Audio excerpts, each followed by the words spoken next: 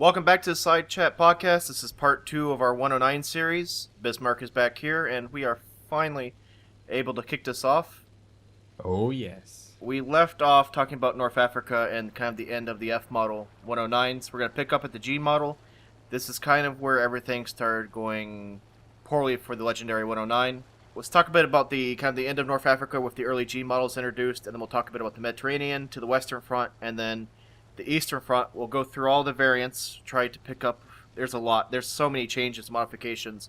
We're going to try and run through the major ones, and then we'll talk about how basically the 109 was just old and should have been replaced long ago, but, desperate times, desperate measures. And you want to talk about how, if I remember correctly reading somewhere, that the G1 and G2, when introduced to North Africa, was actually held back from the line a while because they preferred the F model at first. Yes. So when the G models were introduced, so we start off, of course, with the G1, which is not that important. It's a kind of a minor variant, but the G2 is kind of the frontline variant that really makes it to the squadrons that are fighting out there in North Africa and of course the Eastern Front as well. And this version was actually had quite some problems. From its airframe, it was quite well built. It was heavier than the F4. In fact, if you do the whole math, it's heavier by roughly 300 to 400 kilograms.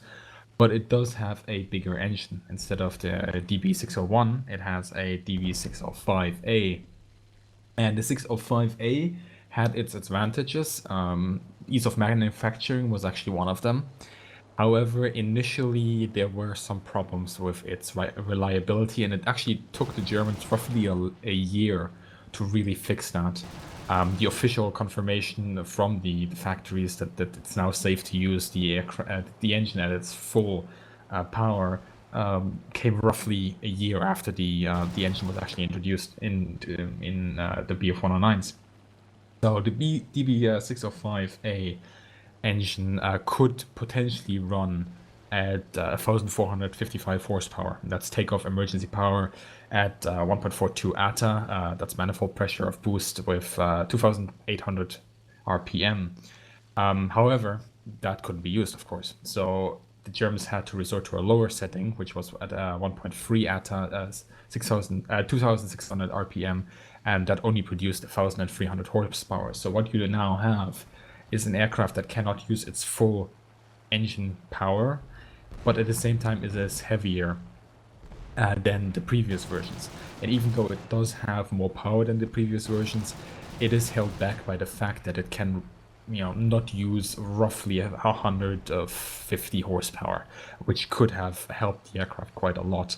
The G6 is also infamous for the death of Hans-Joachim Masse.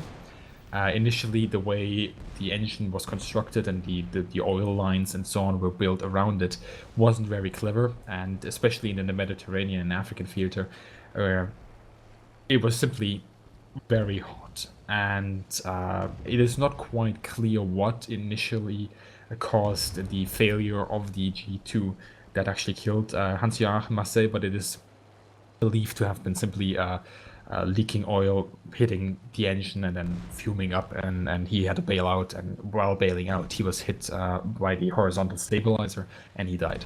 So the G2, when introduced, did not really convince a lot of pilots. They did like the performance increased on paper when they saw it, but when they actually flew the aircraft, they didn't feel at home anymore. But when they actually when they went on later on to other variants of the Gustav, they realized that the G2, when it was running properly, wasn't actually that bad. But that zenith that we had previously with the BF109F, it's no longer reached. You can't really, the balance between power and the aircraft and the theater of operation where the BF109 was simply excelling was simply no longer there. Yeah, on paper, the 109 G2 looks like a great aircraft, especially Yes. way ahead of technology for 1942. It just wasn't trusted. It wasn't put in the frontline service. If that thing was running properly and put in frontline service when it did, it would have massacred Allied aircraft. By the Oh, yes. time the G series kind of got, the Gustavs got their, I guess you call them the feet underneath them, Allied aircraft were quickly catching up with the Spitfire 5s, and then you had your later model, the P-40s, P-38 started showing up in theater, and so on. And the 109, the DB605 was a great engine, but it was quickly being caught up to, especially when you get into, let's talk a bit about the Western Front. Originally, when the B-17 started flying into Germany, they were unguarded because the P-47s couldn't make the flight due to fuel limitations and range limitations. And so the 109s went up, they kind of had their way, and so on. As the time progressed, P-47s got closer and closer, and more of them, and 109s found themselves outnumbered 7-1, sometimes 10-1. And then R2800 for turbocharger, the DB605 did not have the advantages it once did over a P-40 or early Spit. Those aircraft could hang with it at high altitude, no problem. And then you come into the P-51D and so on, where the 109s were just, the large number of bombers and the large number of escort fighters nearly made it impossible. One thing about to say that DB605, though, real quick, is the methanol injection system that was in there on the later 109G models. Yes. Allowed it to get out of trouble quite a bit, and then even that advantage was quickly eroded. With the methanol water injection, there's actually various variants of this. It also depended which fuel you could use. I'll just, for a minute here, I'll be technical. So if you use the B4 fuel, which was essentially 87 octane, you could use methanol water 30 or 50. Now there is actually a 30, which is not that well known, which is essentially methanol 30%, and the rest is distilled water, and I think there's like a percent or two of lubricant oil in there. And then you had methanol 50. If you used methanol 50, the Germans calculated that at the same manifold pressure, you had a increase of 4% in the engine's capability over without the use of this injection. 4% doesn't sound a lot, but you got to remember that we talk about speeds of 600 kilometers an hour, and 4% suddenly becomes very big. In that sense, the injection system did help the Germans quite a lot. But at the same time, as you mentioned, you had Allied aircraft coming out from the factory that were able to catch up with German fighters quite easily at times. And you also had the C3 fuel, which was higher octane fuel, but this actually didn't use the injection system. But the C3 fuel was essentially the equivalent of B4 fuel with the injection system. One thing I want to point out real quick, too, I mentioned this especially against the bomber hunters, the 109s that went up and tried to stop B-17s and B-24s. Originally, you can see this discussion happens War Thunder quite a bit. Is the 190, especially the Antons, better than the 109s? Which one do you like more? In reality, the 109 Anton, I think it was a BMW radio on that thing, did not have the performance to go nearly anywhere near what the DB605 did, which was why the 109s basically ran either top cover for or had to go up by themselves because the Anton did not have the performance to follow it. It was a great gun platform, but the 109 still had the better performance over the 190s at that time. Yeah, German tactics actually changed quite a lot, and they tried to achieve a sort of synergy between the 190 and the 109. Something you often hear is that the 109s would engage the escort fighters, and that the 190s would engage the bombers. That doesn't really work out all that well, because once you're out there and you see a bomber formation, things go south quite quickly. In reality, if you attack a bomber formation, the first pass is controlled and organized. Anything that comes after that is a free-for-all. So, this idea that 109s were covering 190s, in some ways it does hold true, but in many ways, once you're up there and you see bombers, you see an aircraft, you're just going to attack it. Never mind how much discipline you have, you're going to shoot something down. And if you have a bomber in front of you or a fighter, it doesn't matter, you will attack the thing that's in front of you. With the 190, as you said, the performance of the Antons wasn't that great at high altitude. They could reach it and they could attack there. But when engaged by escort fighters, the Antons were not doing so well. If you attack a B-17, you probably do want to be in an Anton or 190, simply because it protected you more as a pilot. In fact, the Germans actually purpose-built various 190s into these kind of bomber hunter versions where they had more protection for the pilot, and they were kind of stand up there and just stick on a B-17's tail and just fire everything you have until that thing goes down. Also, with the big radial engine, of course, that is something that protects the pilot. And if one or two cylinders of that radial engine are shot through by the defensive gunners, it's not really an issue. Whereas with the inline engine of the 109s, a single 50 cal bullet can essentially rip that engine apart or cause a failure within a minute or two. But initially, as you say, most squadrons also had the 109s, and those were used to engage the B-17s. The Germans quite quickly developed certain tactics on how to attack those. Just like the Japanese, they realized that a frontal attack on a B-17 was quite successful in most cases, even though it was a nerve-wracking experience at those kind of closing speeds. But yeah, overall, Germans attempted that synergy between the planes. It didn't work out the way they wanted to, but for a certain time, they did manage to achieve quite a credible number of victories. Whatever was in the real war, don't take War Thunder as an example for it. That's all I have to say on the example of War Thunder and reality. The 109s had an impossible task of stopping the flood of aircraft coming in from the west. On the Eastern Front was a completely different story, and I kind of feel bad for the 109 because you had to go up to these extreme altitudes to fight B-17s, basically use pressurized cockpits or air to breathe, right? At extremely high, dangerous altitudes. And then on the Russian front, on the Eastern Front, you were just basically, most of the time, below 10,000 feet? Yeah.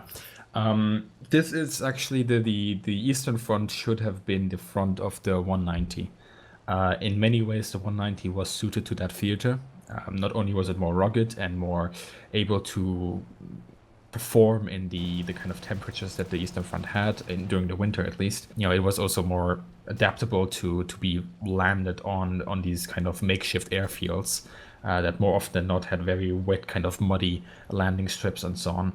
But yeah, the 109 was out of its league in that sense that the Russians relied on ground attack tactics, and their fighters were also set out to cover the ground attackers. And of course, here we have to look at a turning point, roughly 1943, in the Eastern Theater. And you can say that, the Bf-109s have such an example at high altitude. Why not fight there? And the simple fact of reality is that the Russians were attacking, the Germans were on the defensive, so the Germans have to go where the Russians are in order to defeat them, and the Russians were at low altitude. Yeah, the IL-2s are not going to be up at 25,000 feet. Exactly. And the big bombing campaigns that the Western Allies did is something that the Russians never attempted to do. They never really cared about strategic bombing all that much. They knew that the Western Allies were taking care of that, so why should they invest? They'd rather build 3 IL-2s instead of a big high altitude bombers. They of course had a few of those, but in a grand scheme of things, the IL-2 is one of the most produced aircrafts of all time. So that kind of tells you what the Russians were actually investing their resources in. And the Germans had to go where the IL-2s are. And where the IL-2s are, well, that's where the Lavochkins are. That's where the Yaks are. And what do you have to do? Well, you have to fight those as well. And those were suited for those low altitude engagements. And the Bf-109 wasn't exactly. In fact, some sources point to the fact that Germans were even instructed not to attack certain Russian fighters at certain altitudes. I think the example that is often given is that they should not attack a Yak-3 below 4,000 meters.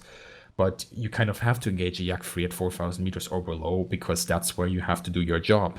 The Germans, when it came to the engine, they actually had the DB605, of course. They had various versions of the A engine, for example. So we already talked about the DB605A normal, but they also had a DB605AS, which was designed for high altitude performance. And then they had the DB605AM, which was with the injection system, MW50. This was set for low and medium altitude performance, but at the same time, the Russians simply did it better. They had more numbers, and had the German, this is an argument that you hear sometimes, and it does hold true in some regard, had the Germans simply pulled out the 109s from the Eastern Theater and had just swarmed it with 190s, maybe things would look a little bit better. But then you also, that giving that kind of opinion or argument is easy, but then you also have to look at pilot training and operational usage of these aircraft. And the 190, which was very adept as a fighter or a fighter bomber, would then have to fulfill two roles, which is maybe something it is also not suited as at doing with the production numbers that it had. And one thing I want to touch on real quick is one of the big problems that the Germans had was pilots. They had the premier best, the best pilots in the world at the time when the war started. And as the losses from the Eastern Front and Battle Britain and North Africa just kind of kept mounting and mounting, they were not able to replace the pilots with the quality that they had or anything close. Essentially, it was just a very short flight school at some point, and then send them up compared to the Americans who were sending back people. One of the big differences between American pilots and British pilots versus German pilots was they had the ability to rest. They had the opportunity to go back to flight schools in the States or Britain and share their knowledge back to the new pilots coming in. And then they also had a chance to take breaks. We talked about that earlier, how they had the chance to take breaks and so on. You hear about some of these German pilots who are on the Eastern Front who basically had to do essentially drugs to keep going because it was day after day after day after day after day, and they had to just kind of keep taking uppers to keep flying. And some of these guys, you look at the records of how many aerial kills some of these Eastern Front 109 pilots had, and it's absolutely insane. But they had so much opportunity in front of them, and they flew every day. It's just, it's I guess I don't know, it's an awe. Essentially. It sounds stupid, but it's essentially sex, drugs, and rock and roll. That's essentially what it was. They were on some medication. They were extremely fond of alcohol. They had to be. It's a lot of German pilots after the war actually said that the thing that got them through was the fact that they had always a steady supply of alcohol, and they had no breaks. There was no break, and as you said, an American pilot who makes his tour, who shoots down a couple of German fighters, he then goes back, teaches other guys. The Germans didn't have that, or they didn't have it in high enough numbers because the star, the premier kind of pilots were either dead, or they were these kind of, I don't want to call them untouchable in the air, in the sky, because they weren't, but they were so after 3, 4, 5 years of constant war, day in, day out, 2, 3 missions. They didn't fly their plane by instinct. They flew their plane as if they were part of the plane. And that produces an extremely capable pilot, and a pilot that is able to score a lot of kills. And you have, of course, the high scoring aces of the German Luftwaffe. But at the same time, that experience does not rub off. Incidentally, a lot of German aces tried at first to teach the young recruits that were coming from the bases to how to fly, but they realized that they were losing so many of them within the first week that it simply wasn't worth it. And as a human being, if you kind of get emotionally attached to these people that come in and you befriend them and you try to help them and then they die, you lose something of yourself. So a lot of these aces actually, the longer the war went on, withdrew themselves from the normal guys, the normal recruits that were just coming in, and stuck around each other. And there you had also, of course, the losses were mounting, but as the war went on and that number of real, aces, Experten, was being reduced, they became this kind of club, I would say. Of course, we also know of the special squadron with the ME 262, where a lot of these guys ended up in. And they simply stuck to themselves. Because they knew that whatever they do, they're not going to be able to save any of the pilots that are being sent their way.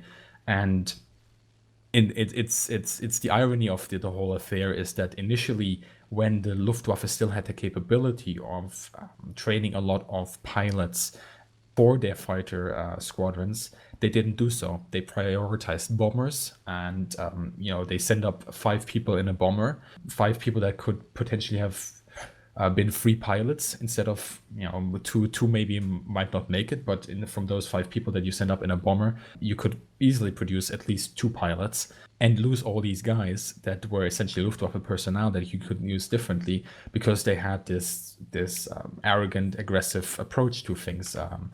And they didn't get rid of that until even 1944, when Still, some people in the German high command were arguing that bombers are more important than fighters. By 1944, you have the planes, but you no longer have the personnel. And the personnel that you do have is being cut to shreds. Yeah, let's go back. Let's talk about the Gustav variants. 24,000 of them basically made, somewhere around there, made total. Yes. Insane amounts of planes made. 14,000 of those were made in 1944 alone, which is why I mentioned 1944. They finally had the fighter production, but Yes. not the fighter pilots to fill them. And that's you need the man behind the machine too. So we talked a bit about the G1, G2. Basically, let's dial this down a bit. A Gustav Model 109 is essentially, like you said, an F Model 109 with just the DB605 power plant put into it. Sometimes it had a higher tail. They added additional armor. They improved the armament throughout it, and so on. But there's thousands of changes that happened along the way to the G14. And Yes. we're going to try and run through those as much as possible. We'll see, and especially in War Thunder, there's something called the G2 Trop. Whenever you see Trop on these aircraft, essentially all it means is it has a big, ugly-looking sand filter coming up the side, meant to block sand coming out. But it's just a little bit reduced performance. But you don't want sand running through your radiator and your air system. Sand is terrible. Yeah. So then we talked about the G2, and then we had the G3 and G4 that premiered in about November of 1942. You want to talk about the differences between those two compared to the G2? Sorry, say which The versions G3 again? and 4. Ah, yes, the G3 and 4. So the G3 is essentially the same as G1, which means a pressurized cockpit. The G2 did not have a pressurized cockpit. The G1 also had the GM1 boost, that's nitrous oxide boost. And with the G3, the first time we have the Funkgerät 16, so that's radio 16 essentially, VHF, that's VHF. The G3, I believe around 50 of them were built, 50 or 60. Yeah, small ones. And yeah, it's an extremely small number. You often have this with the 109s, where you have the uneven numbers being kind of the transitional model where they tried stuff out and then they go into the next one, which is the G4 here in this case. G4 actually had a reinforced landing carriage and bigger wheels, and also the axis, the vertical axis on which the landing carriage was mounted to the aircraft changed. It was now more vertical than it was before, which helped the aircraft's landing capabilities a little bit. Of course, with the added weight of the Gustav, this was a change that was dire needed. Roughly 1,300 were built of those. Overall, not a very big production run, but it had some of the improvements that the B409 actually needed. And then we have the G6, which is the big one to know everything about, was premiered in February of 1943. Real quickly, we want to run through basically all the changes. This was the most produced 109. Well, it's the G6. Before I go to the G6, quickly recap G5. This is the G5, you already talked about it. Essentially, this is the first one where we have a larger tail unit. This became a standard with the G10s and the K4s. Quite a few problems with that tail, actually. The Germans had to run quite a few tests. In fact, they ran those tests with the G14. But anyway, pressurized cockpit as well, 500 roughly built, DB605 AS, I believe it was. AS, yes. Oh yeah, G6. G6 is probably a plane that gets a very bad reputation because of, well, the game that everybody knows, War Thunder, where it doesn't perform all that well. The main difference from the G6 over all B409s before that is the fact that the Germans upgrade its armament from the MG17 to the MG131, which is essentially a upgrade from a 7.92 millimeter cartridge to a 13 millimeters. This produces, however, a very ugly bulge on the engine cowling, and this is, engine hub. And this is aerodynamically speaking not that great. However, the effect of those bulges, the German called them Beule, is often overestimated. The Germans ran tests, as they always do with all things, and they deduced that these bulges only changed the top speed by 9 kilometers. Of course, you can talk a little bit about acceleration and so on, but it's not that big of a deal. But it's not perfect either, and the Germans wanted to get rid of those bulges as soon as they can as well.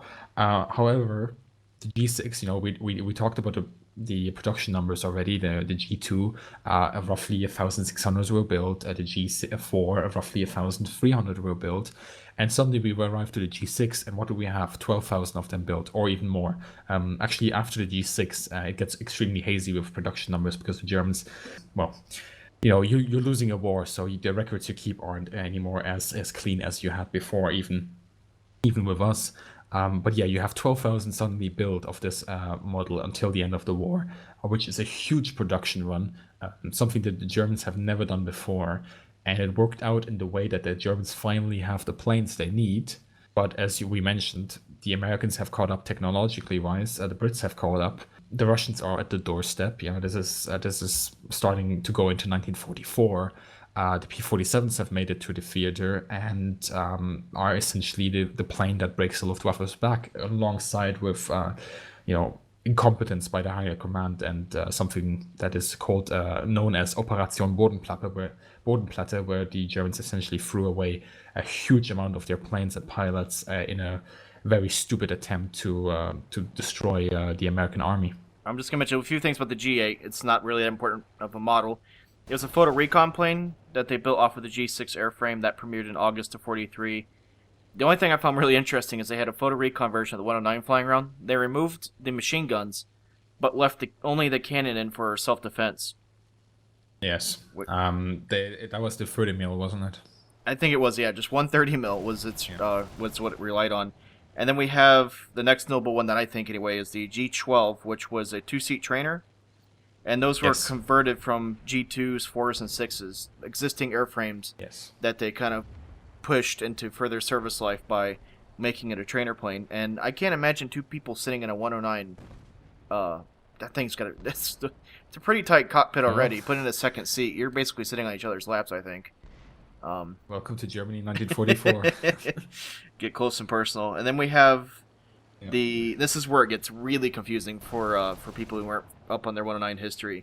We have the G14, the K4, and the G10 all kind of coming out at basically the same time frame, and the numbers make you cannot follow, like, oh, well, it's G10, G14, K4. Well, no, it's not. These things came out on top of each other, and before each other, and after each other. So real quickly, want to talk about, I guess we'll go G10 to the G14 to the K4. Does that work for you? G14, then G10, then K4. Yeah, there we go. Okay. So the G14 was a noble attempt, let's call it, to combine all the good features that the Gustav model had seen so far and get rid of everything that is superfluous. Production started roughly mid-1944, I think it was June or July, I can't remember the month, and it featured quite a few improvements, some of them, Gallantpanzer, Erlerhaube, this is for the cockpit, for the visibility, a refined engine caroling, this ugly bulge is getting taken rid of, streamlining aerodynamically speaking, superchargers are fitted, and everything finally starts getting together into a plane that could potentially be said to work properly. Also, the radio gets upgraded from a Radio 16 to a Radio 16 ZY. Which is essentially a radio nav method of allowing the pilot to navigate by it. The aileron gets these, what are they called, flector tabs. Essentially, they decrease stick forces at high speeds, which was something needed in the Bf 109. And all of that is being pushed together into the G14. Also, its engine is able to operate at 1,775 horsepower, I believe it was. So with the G14, you actually have a plane that is, on paper, quite good. However, it's not good enough. The Germans noticed that the G14 simply, even though it's a good plane, even though it kind of gets rid of a whole lot of the useless BS, I don't want to call it like this, but it is, that the G version has seen before. As you actually mentioned, there were between the G1 and the G14, there were more than 1,000 modifications made to the whole goddamn airframe, and some of those were not necessary, and some of the engines, if you look at the pure amount of engines for engine versions of the DB605, that already drives you crazy. So you kind of want to produce a plane that finally has the capability of being going in mass production, and that also decreases the logistic effort behind it, because so many times the wrong parts get delivered to the wrong squadrons that don't operate.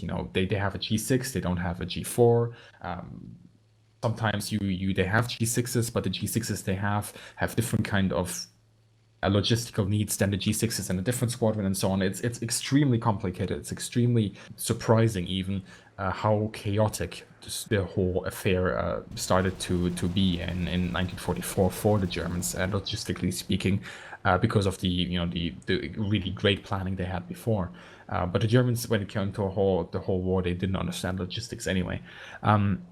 Then you have the G10 and the K4.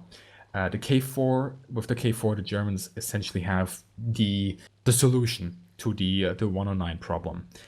They are confident that they will be able to streamline the production, make it very simple. Essentially, as I said, lower the amount of kits to the most essential and stick with what works. And they start the production in August 1944, and they ignore the G14. The G14 it gets phased out. But until they can get the production of the K4 up and running, they start the G10. And this is really weird because the G10, you'd think that it comes before the G14, but it actually starts after G14. The G10, apparently the Americans gave it the name of the bastard aircraft of the airlife factory. I'm not quite sure if that's true. But yeah, it came after the G14. It was set to be built until the K series actually goes into full-scale production, and 2,600 were built of the G10. The K4, nobody knows how many K4s were actually built. This is surprising. The only reliable number I found in one of my books was that 856 of them were built in Regensburg. Beyond that, we don't know how many were produced in the factories that Germany still had at that point. And this is August 1944 and onwards. The problem with the K4, this is the first time it actually gets noted, or reliably noted in multiple sources from the German government and the Ministry of War and the factories themselves, is that we are starting to see a lot of sabotage. A lot of the K4s that were produced never made it to the front lines. When they made it to the front lines, there were no pilots. When they had pilots, the pilots didn't have fuel, and if the pilots did have fuel, they got shot down on the first mission. Anyway, the K4s, a lot of them dropped out because within the first 10 hours of operation, they showed critical problems to the engine, to the structure of the plane, to the buttons don't work, the levers don't work, the flaps don't work, and so on. And all of this, or a lot of this, is being traced back to sabotage in the factories or on the way from the factory to the actual squadrons, which is quite surprising. But if you look at the kind of people that were employed in the factories, which were Germans and forced labor, it is not so surprising actually that this kind of gets out there, and that it finally has an effect on the German war effort. Sabotage, of course, happened already before. That we can be sure of. But by now, Germany is so hard pressed that they really realize the effect of these small time efforts by factory workers on the war effort. And I guess that brings us pretty much to the end of the era. The 109 probably should have stopped being production somewhere around the G6 model, and they should have pushed into a new airframe. You're running the same small, basically agile airframe. Thing was supposed to be originally a turn fighter and this and that, and it's supposed to, I'm trying to say, it was supposed to be an elite fighter that became just Yes. overweight and kind of underpowered because it couldn't keep up with what was coming out. Especially when you look at basically 1945, you had the newer models of the P-51 were coming. You had the P-47M in theater.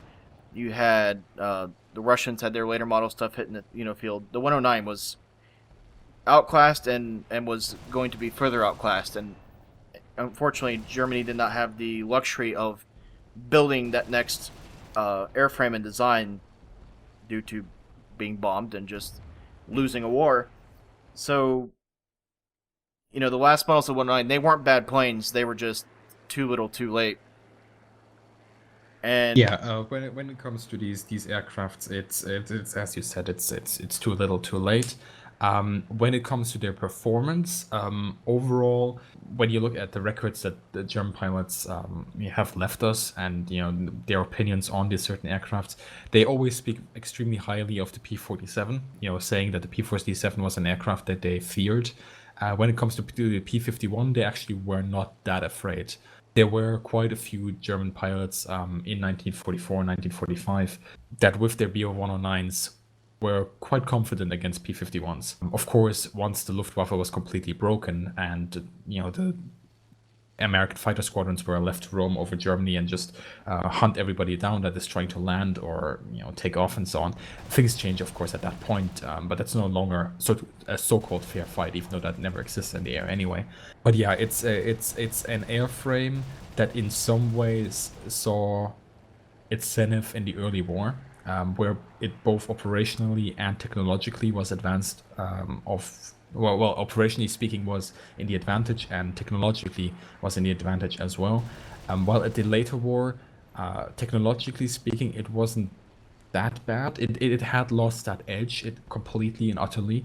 But with good pilots, it could potentially still have stuck its ground for some time. But as you say, the war in the air was changing away from energy fighting to kind of boom and zooming. The P-47, the P-51 are a primary example. The 190 Doras are a prime example for this. Different kind of planes were coming out, different kind of fighting styles were coming out, and those fighting styles didn't suit the 109 all that much anymore. But when it comes down to it, we will never know. The performance numbers are there, and we can kind of find advantages and disadvantages over the certain aircraft from both nations, or from all nations really. But it also comes down to the fact that the 109s at the end of the war never really had the ability to challenge anybody anymore, because all the pilots weren't there to operate those planes, and if the pilots were there, the fuel wasn't there, and so forth and so on. So that real duel where you could establish which plane really was able to stick its ground was simply never there.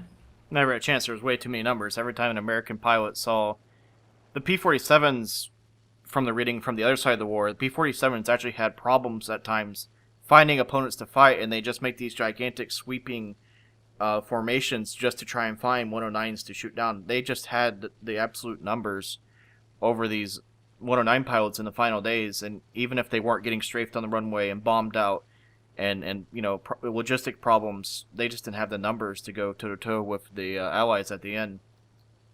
And the war changed. 1945, the war just changed so much that the 109 was irrelevant. And then you look at the 262s coming online, and basically the K4 was just trying to buy time for the jet fighters to try and save the day. But the 262s and so on were not any basically better situation than the K4 was.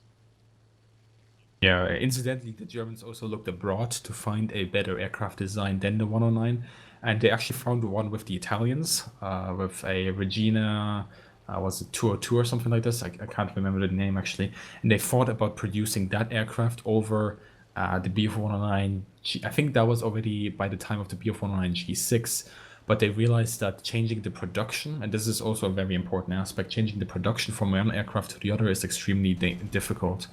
And as they were gearing up to mass produce these aircrafts, they couldn't really anymore branch out and think, should we not change the production to this and that aircraft, and so on. And of course the 109, and this is also a factor that weighs in here, the 109 had a symbolic status for the Germans and for High Command, and also for the Luftwaffe. It was the premier fighter they had, and even the 190 initially, even though it was quite a lot better than the 109 when it came out, had a hard time breaking that 109 love that was all around Germany at the time. And it's the same story as well with the Stuka.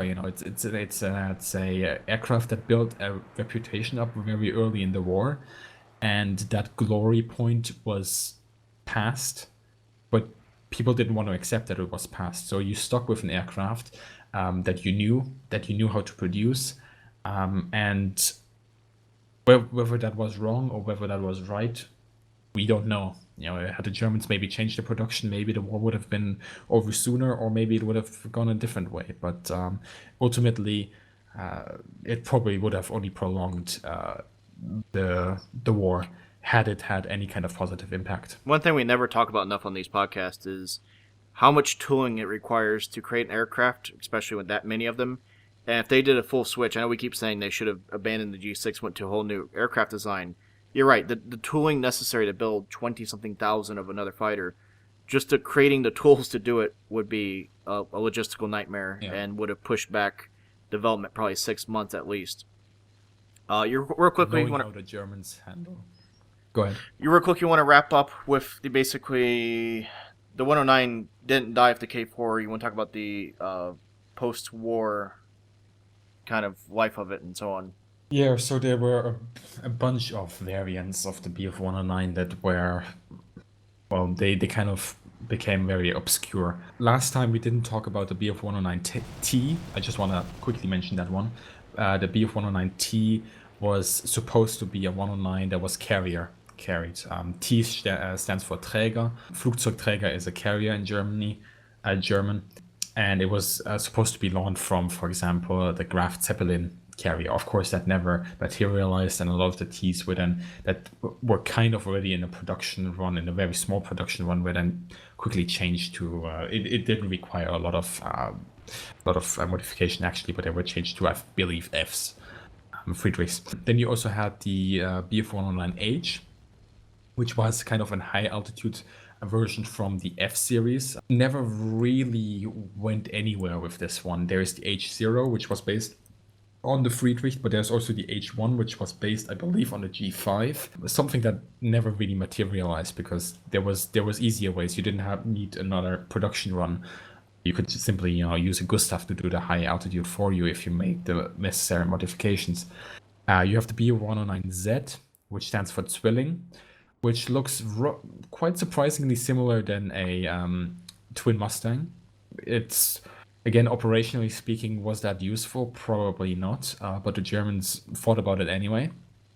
That stands for Zwilling, which is essentially, brother or sister, siblings, that's what it is, I think. No, actually. Siblings, is that your Brother children and sister. or your brothers? Brother and sister, so yeah, it is siblings. BF-109X, we actually mentioned this last one. It was the BF-109 V21, the one with the radial engine. And then we have the post-war BF-109s, and we had a version from Spain, which is the HA1112. This aircraft was operated by the Spanish Air Force for quite some time. In fact, the famous movie Battle of Britain, the BF-109s you see flying there are not BF-109s. They are essentially those Spanish versions, post-war versions. They look quite similar, especially due to their wing-mounted cannons. They look very similar to BF-109Es, which is surprising because their performance is way better. But they kind of went back to that look a little bit with the Spanish production run. And then there's a Czechoslovakian production run, which was the Avia S99 or Avia S199. This was based on the G14, but it did not have Daimler-Benz engines, but Jumo engines. And these Jumo engines, compared to the Daimler-Benz engine, were pretty much useless. And the Czechoslovakian pilots didn't like this one at all. I can't remember what, I think the nickname they gave was Donkey or Mule or something to this one. They didn't like it, and the G14 they essentially built, the Avia S99, wasn't a G14 anymore, performance-wise speaking. But ironically, some of these were sold to Israel and made up some of the planes that Israel had in its early days of its Air Force, which is ironic. Strange. It's super ironic. Yeah, it's very ironic. Yeah. It's funny how the world works. It is, yeah. So any final thoughts before we wrap up here? If you have any questions about any of this from last podcast, this podcast, please throw them at us. Our next podcast I'm planning on doing is actually going to be on the P-38 because there's 2 new models coming to War Thunder. So if you have any P-38 footage, you can feel free to send that to my email address at bohikaice@gmail.com. I'll put that down in the comments. All right, final thoughts on the 109. Great aircraft. Loved by its pilots. Saw the test of time, I would say. Succeeded in many ways to keep the fight in the air for as long as it could.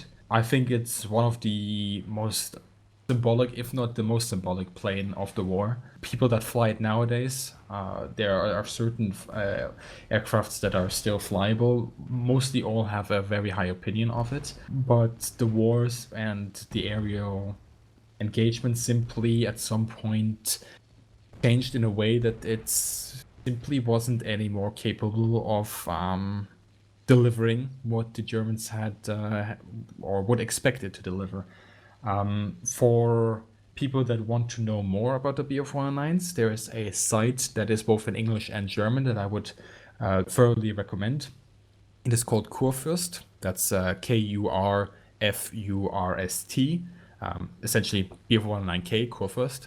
Just look up for that. Put it into Google, Bf-109 Kurfürst, and I'm pretty sure that you'll find it immediately. You will find a lot of information there on the engines, the kind of evaluations by various nations. Even you have French evaluations of Bf-109s, you have British, American, Soviet, German, of course. Everything that is 109 related performance-wise is there. So if you want to see that kind of stuff, go ahead and check out that page.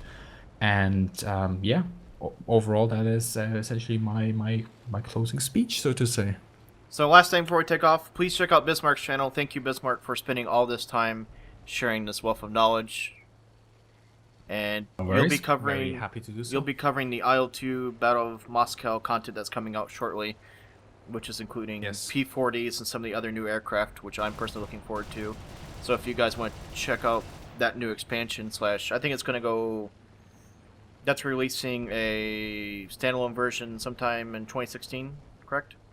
Yes, 2016. So if you want to check that out, head on over to his channel, and thanks for listening.